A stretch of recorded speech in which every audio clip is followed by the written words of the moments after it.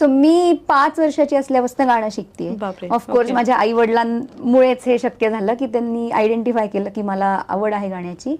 पहिला परफॉर्मन्स मी पहिलीत असताना गणेशोत्सवात जे कार्यक्रम असतात तेव्हा माझं एक गाणं ठेवलं होतं एका ऑर्गनायझरनी.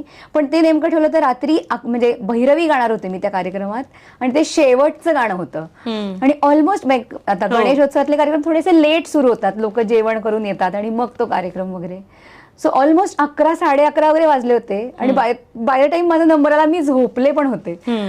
सो ते इतक्या लहान असल्यापासून सुरू झाला तो प्रवास. पण it has always been a very exciting journey. Super super. So आता तुम्ही शास्त्रीय संगीत पण करताय, भजन पण करताय आणि गझल पण फ्युजन मध्ये करताय.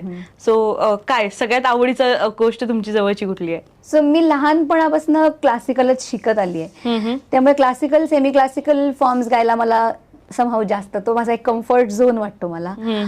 पण जसं जसं तुम्ही मोठे होत जाता, जसं तुम्ही वयाने वाढत जाता, तसं आय थिंक तुम्ही जास्त समजून उमजून गायला लागता. म्हणजे पूर्वी लहानपणी जे तुम्ही फक्त सूर, शब्द, ताल असं जे गात असतात, टिक मार्क करता, तसं आय थिंक अनुभवाने माणूस शहाणा होतो.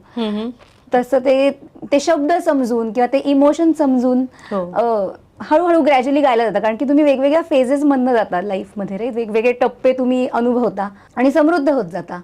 सो एवढ्यातच मला गझल्स विषयी अजून जास्त प्रेम वाटायला लागलंय.